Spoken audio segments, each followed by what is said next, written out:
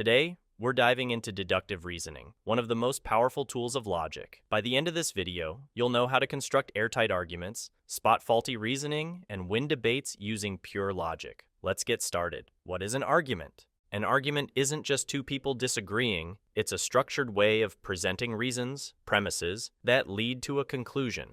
In philosophy, a good argument isn't about emotions or volume, it's about logic. If your reasoning is sound, your argument holds up, no matter how passionate your opponent is. So let's break it down step by step. Plato's view on why logic matters. Over 2,000 years ago, Plato proposed that humans are driven by three forces: rationality, the thinking part of the mind that seeks truth and logic; emotion, the part that fuels ambition, anger, and passion; desire, the part that chases pleasure, food, and self-preservation. According to Plato, the best people are those who let logic take the wheel rather than being controlled by emotions or desires. And that's exactly what we're doing today, learning how to argue rationally. Deductive reasoning, the gold standard of logic. Deductive reasoning is the most precise form of argumentation because if your premises are true, your conclusion must also be true. Here's a classic example. Premise 1. All humans are mortal. Premise 2. Socrates is a human. Conclusion. Therefore, Socrates is mortal. This is a valid argument because the premises guarantee the conclusion. Now let's look at a bad argument. Premise 1. All cats are mammals. Premise 2. I am a mammal. Conclusion. Therefore, I am a cat. See the problem? Just because all cats are mammals doesn't mean all mammals are cats. The conclusion doesn't logically follow from the premises. This is an invalid argument. The Barber paradox, a fun logic problem. Let's test your logical skills with a paradox by philosopher Bertrand Russell.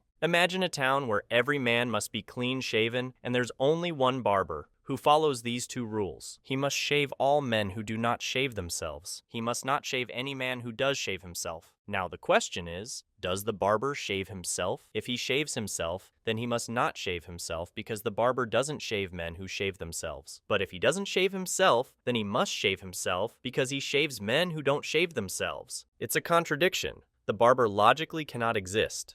This paradox illustrates the importance of checking if an argument follows its own rules. Otherwise, you end up with contradictions. Truth versus validity, a key distinction. A common mistake people make is confusing validity with truth. An argument is valid if the reasoning is logically correct. An argument is true if the premises are factually correct. For example, valid but false argument. Premise 1. All humans have tails. False. Premise 2. My friend John is a human. True. Conclusion. Therefore, John has a tail. False. Even though the logic works, the argument isn't sound because the first premise is false. The goal of a great argument is to be both valid and sound, meaning it follows correct logic and has true premises. Why deductive reasoning matters. You might be thinking, okay, this is cool, but why does this matter in real life? Here's why. It helps you win debates. If you build arguments using solid logic, your points become undeniable. It protects you from manipulation.